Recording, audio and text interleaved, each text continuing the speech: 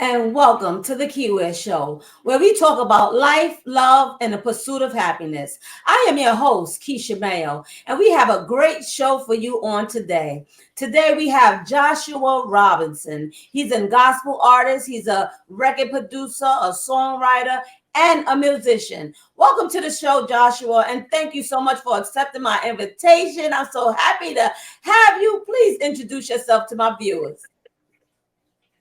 After that introduction, I don't even think I need to introduce myself. You pretty much hit it on the nail. um, yeah, you got that. Look. Yes, that's me. Hey, Yeah.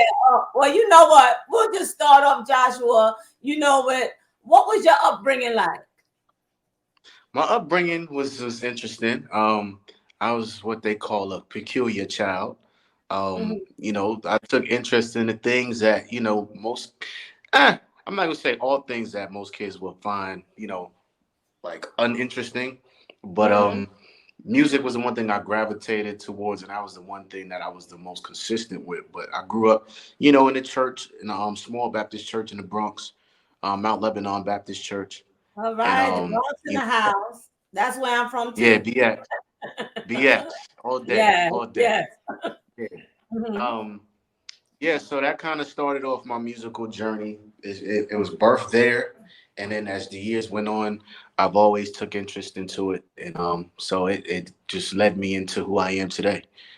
Okay, and at what age did you start singing? Ooh, singing. Mhm. Well, to be honest with you, it wasn't that long ago. I was I No. was a musician first. I was Oh, a okay. musician first. You know, Uh-huh. so I started my musician journey at 4. So Wow. now I'm 24. So that shows you how long I've been playing. 20 years. Yeah, Um, yeah. And what did you right. play? Right. Was it the keyboard or the I drum? played piano. My Oh, drums was oh, first. Then wow. I not too long after I picked up the piano and the Mhm. keyboard. But yeah, I started singing in like 2014. Really wasn't Wow. that long ago. What?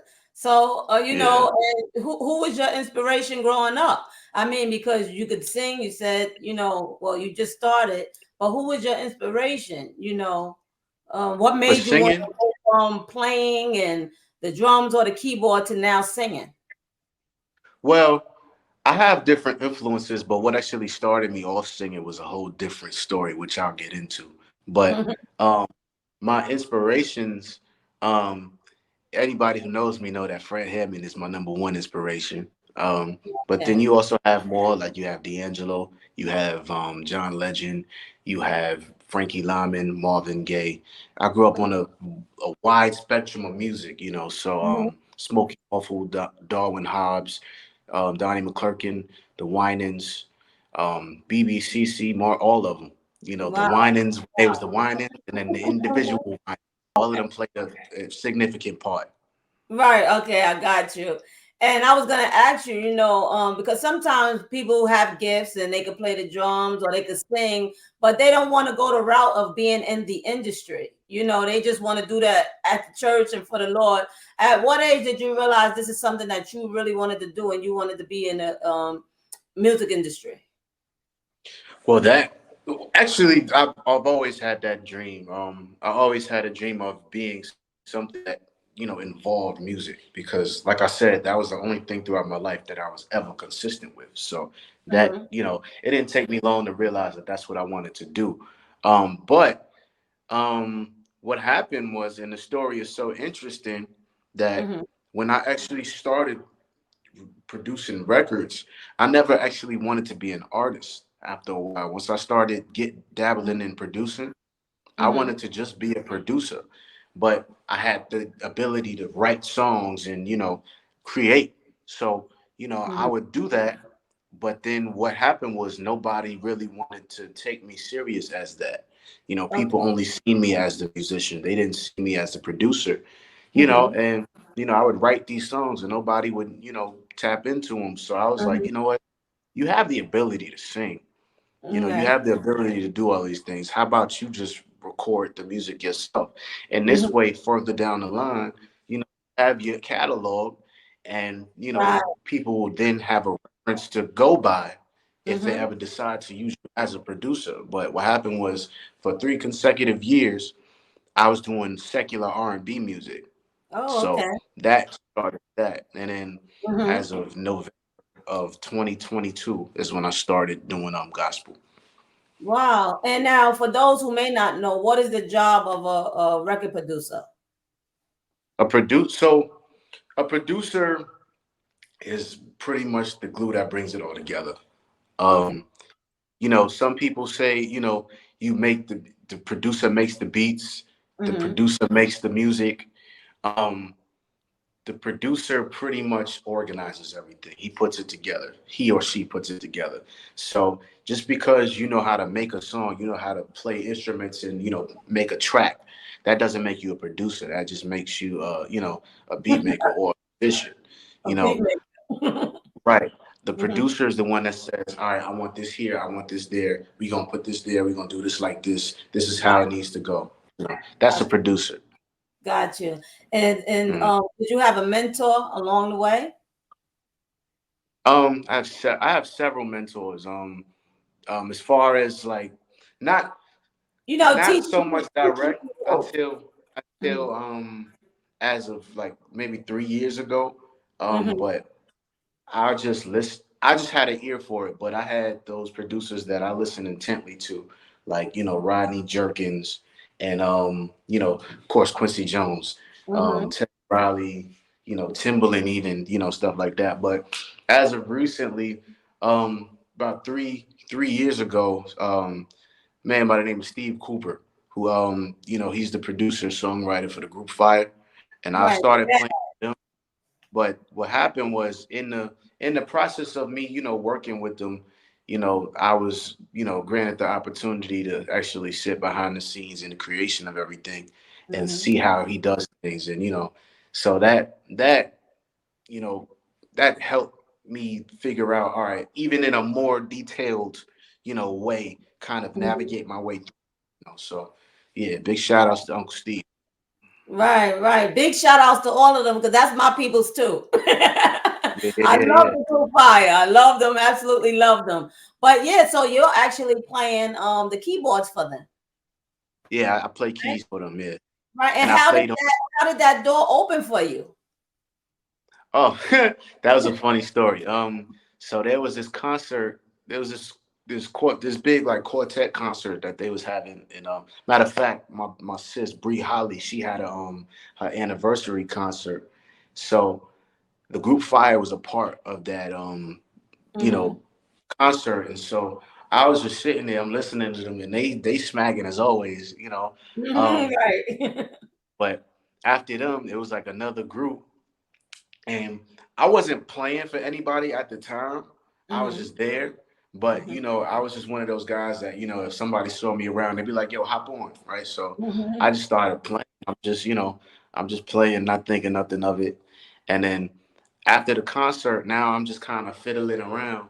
And then Jawan's the one that plays the bass, but he Right. walked out and he was like, "Yo, you sound really good," or whatever. And so we started talking, and then he was saying like, we looking for a keyboard player, and so I told him like, "Yeah, all right, we'll work." And he was like, "You serious?" I'm like, "Yeah." He like, "You sure?" I'm like, "Yeah." So then we exchanged information and everything like that, and then I got on board. So it's just a matter of being at the right place at the right It's time. at the right time. And God making that connection for you, you know? Absolutely, yeah, yeah. And, we give him all the glory for all the doors that he's opened. But I know you actually wrote written and composed and produced four records, right? Yeah, And do you write your own lyrics or do you bring writers in? Do you collab or do you just do it on your own? I I wrote every song that was ever mine. Wow. Yeah, I write all my songs. I produce all my songs. There was like a couple records that I had some outside help, but not Mhm. it wasn't that many. I think I only had like two records that somebody else did the music for, and then Mm-hmm. I just wrote the music too. Shout outs to my brother Javon, and then my boy Emmett, or they call him Trills. Um, but yeah, big shout outs to them. They're awesome at what they do. But yeah, for the most part, you know, I produce all of my records, and you know, I would like in the future to, you know, collaborate with other producers and things like that. But as of right now, I'm just kind of, you know, making it do what it do by myself. Got you. Do making it do what it do until God open that door for you. That's Because it. all That's it it. takes is one person to believe in you, Mhm. and that's it. You know what I mean? That's But it. you don't Yeah. stop just because it don't look like it's working for your good. You don't stop. You keep on going. You keep on pushing because God gonna open that Right. door because He knows your heart. You know, and Absolutely. he knows. I mean, for you to be, you know, a young guy, and you, like you said, you were singing R&B, and you said, you know what? Now I'm gonna sing for God. You think God don't honor that? He honors that, so He's gonna look out for you, and I, you know, and I believe it.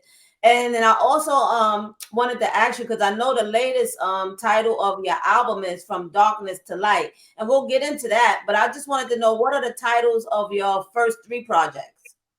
So the first three projects was Audible Emotion, Mm-hmm. then it was Raw, and then Mm-hmm. it was Life. Those were my three projects that were R&B. Oh, okay. So those were R&B. So From Darkness to Light is your gospel album that you came out with. So what was your inspiration for the songs that you picked? Because I listened to them and I absolutely loved them. And it was like some of them I was like, oh, you know. But I absolutely loved the songs that you had on the album, you know, that I was listening to. But what was your inspiration for the songs?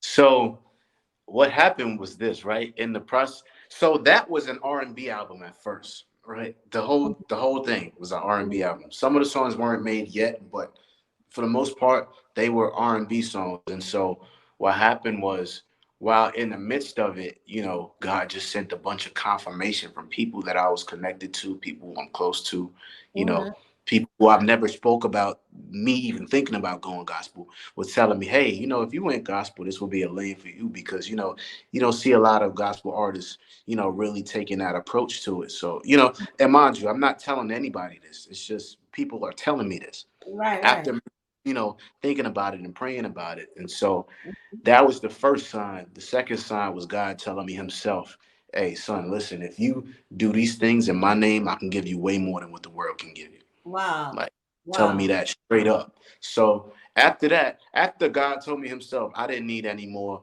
confirmation. Right, I'm like, all right, right, I got you. right. You I got got it. Yeah. you. I know what you say. Yeah.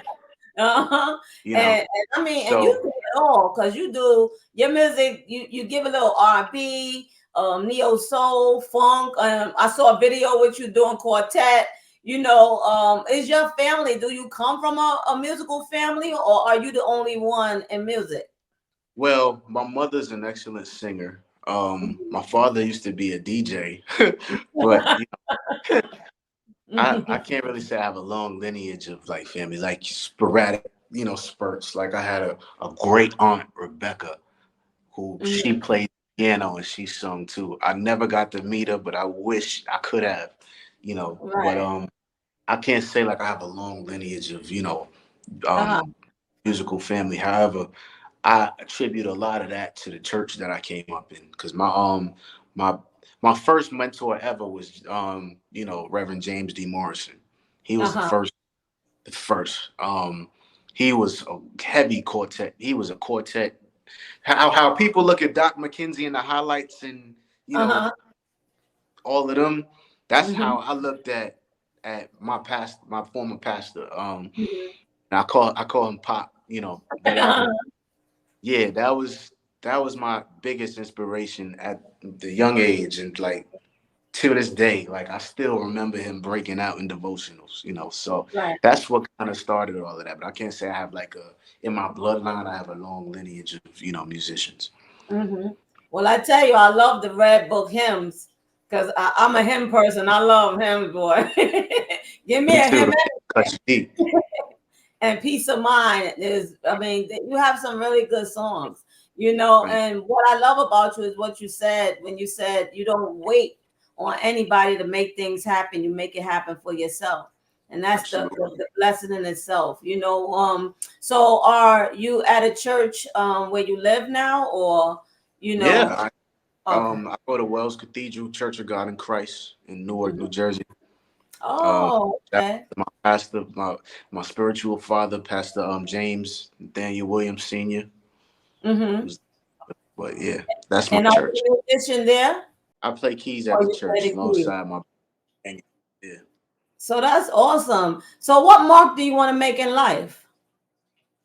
To be honest with you, I would like to. I mean, ultimately, I'd like to be an example for people who didn't have many resources, Mm-hmm. to make it do what it does. Like Mm-hmm. for me, somebody who nobody knew from a can of paint, and now, Mm-hmm. slowly starting to make my way and prayerfully, honestly, whatever God has for me, I'm fine with it. But Right. I know like the aspirations I have for myself, I wouldn't mind being in the conversation with, the greats, Right. definitely. So, of course, anything you do, you aim to be great at it, you Of know, course. and the Mm-hmm. best version of yourself. And wherever man ranks you is wherever man ranks you. But I'm ultimately more concerned with, how pleased God is with me, And that's and all. his Mm-hmm. assignment for my life. So yeah, that's just where I'm Right. at. And that's good. And so I know you produce for yourself, but do you have experience producing for others, or is that something you want to do in the near future as well? Produce other people. So I I have experience with it, but any record that I've produced for anybody else, it didn't go as far as I, would have liked for it to. But Uh-huh. I have, produced other records and stuff like that for other people. But the the closest that I can get to it as of right now is of course myself, but then I'm actually talking to some other artists at the moment as far as, the them as well and getting them some music out there. I can't say the names yet because nothing is put in writing, but Uh-huh. it's going to be some very, awesome stuff in the works, Right. Well, you're gonna have to come back when you do that. Let I us got know. to let you know. Now, what makes a good song? Oh, wow. I'm going to say the simple two things actually, right? Simple analogy. The one that I came up with is one, what comes from the heart touches the heart. Mm-hmm. So when it comes from your heart, it's real, it's authentic, it's undeniable. Um, Mm-hmm. and then there's one quote that Quincy Jones said that stuck with me. He said, when we write songs, we chase chills. Mm-hmm. So in the midst of that, dynamics, emotion, soul, Mm-hmm. those types of things, meaning what you say, saying what you mean, Mm-hmm. and making it contagious. Like you have to be able to, if you can have a conversation with somebody and make them empathize with you to the point where they feel like it was them going Mm-hmm. through it, Mm-hmm. then you have the capabilities to write a good song because it's Right. all about, translating emotion and transmuting it. Because it's funny, because and that's how I connected with the group Fire. I was driving in the car one day and I heard on the radio, Jesus will fix it. And I was like, wow, who are these guys? And so I listened to it. So I get what you're saying. It's like, someone will hear your music and be like, wow, this thing really touched me. This, really blessed me. And that's how you make that connection, which lets you know that's a song, that, is going to be a blessing to whoever's listening. So, yeah, I mean, and like I said, I listened to your song of hymns. I mean, that's Red Book already touched me because I love hymns, and Mm. just to hear the purity in your voice and everything. So I mean, that's a blessing. And now you have to tell me because you said that Fred Hammond, was one of the ones that inspired you. So you actually shared the stage with him. Tell us about that experience. Yes, I did. Yeah, I did.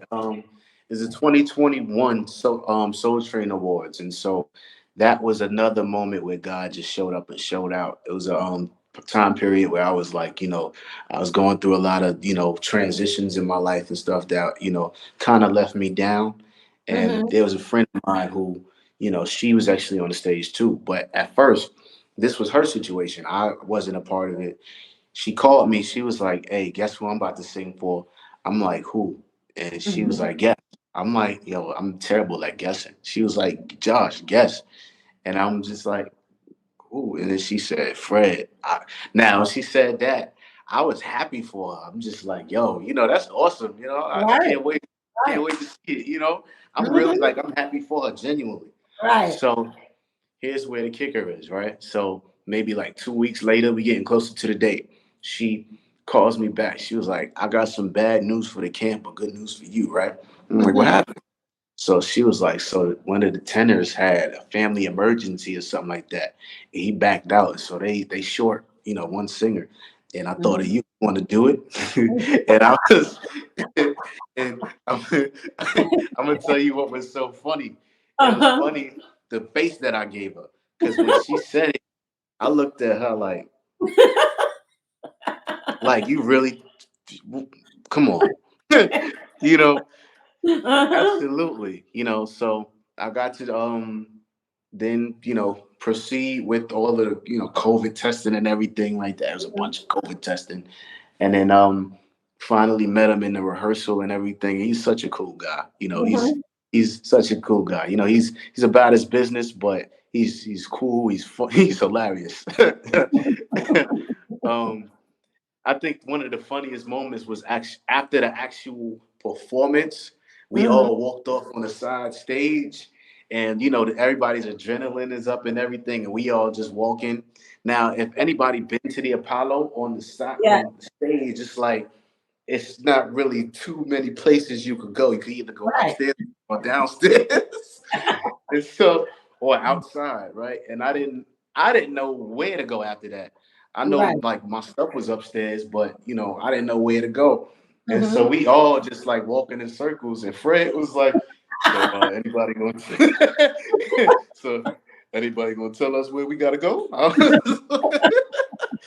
uh, but yeah, it was fun. It was fun. Such a cool guy, great experience. That made the rest of my year, and I'm still excited about it. I could tell with the smile. Yeah, it was a good time.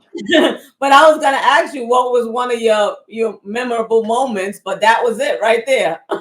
There was a bunch of Your them. There memorable was a moment. bunch of them. I'll tell you another one. I'll tell you another one. So, Okay. on the way there was funny too because one thing that shout outs to Eric Rideout, which is his booking agent and everything like that.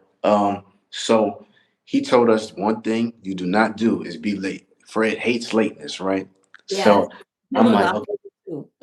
now I now this is the stage rehearsal. So I my brother stays in the city, right? Which, ain't far from Harlem. Mm-hmm. Um, so I'm in Jersey. What I was gonna do was pack a bag because I had to come the day after for the actual show. So I pack a bag. I drive to the Apollo, but in the midst of me packing a bag, because my time management wasn't on point that Mm-hmm. day. Um, while I'm packing the bag or whatever, I realized that I'm a little bit behind. So I'm thinking at first I might be like 3 minutes late or something like that. I'm like, oh man, hopefully, I could push it, right? Mm-hmm. So I'm on the way. Now I'm on the Cross Bronx Expressway, and Mm-hmm. then the GPS did something where it told me to get off.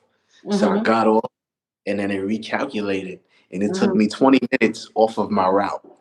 Wow. So Right. where are So you heading to? Because I want to get this story in and find out your future plans. Because I tell you, these interviews go so quick. yeah, Oh yeah, go ahead. Tell me the end of the story so we could let the people know, how they can find you and stuff like that. all right, I got you. Yeah. So long story short, I end up going. I'm late. I find a parking spot, and so I look on my phone because I'm like panicking, and I look down and I see I see that Fred was late too. Oh. So I walk to the trailer and I get on to take my last COVID test, and he was on the trailer, and then I met him, and then we walked in together. That was the rest of the story. That was awesome. And real quick, what are your plans for the future? And please let the viewers know how they can find you. Yeah, well, my plans for the future, to be honest with you, whatever God has. Mhm. Obviously, I would like to be further along than where I am. I'm grateful and I'm satisfied with where I. Well, not satisfied, but grateful. I'm grateful for where I am, but I definitely want to go further along in this journey of being, a gospel artist, producer, and everything like that. But definitely grateful. But whatever God has is, that's all I need. And then where you can find my music is anywhere where you stream music. You just type in Joshua Robinson from darkness to his light, and you'll Mhm. be able to find it. My Instagram is at j.j.l.r. You can look me up on Facebook, Joshua Robinson. And Mhm. yeah. Right. And do you have anything coming up? Any shows or anything? Actually, yes. So this coming Sunday at 3:30, if you're not busy, I will be at Deliverances Come Ministries. There's a men's day service that's coming. The church is on Hawthorne Avenue. I'll have a flyer so that you guys can see it. But yeah, so 3:30 I'll be there. It'll be me alongside with a good friend of mine, Darius Phillips, who's another great gospel recording artist. But Well, I tell you, yeah. Joshua, this has been an awesome interview. I thank you so much for coming on the Keiwear Show. You're doing an awesome job. Just remember to stay humble. Remember to stay with Christ, because He's the one that's leading and guiding you. And I just want to thank all my viewers for tuning in today. Please join me for another episode of the Keiwear Show next week. You can follow me on all social media platforms and on the internet. The information will be listed on the screen. You'll also find Joshua's information listed on the screen. And remember that faith is the key to Keiwear. God bless you all. There's none greater, now or later. This I know, no. Lord, have mercy, guide my pathway, make me whole. Whoa. Just a closer walk with thee, for your love will make the difference in me. Oh, there is no place I'd rather be than beneath your wings of serenity.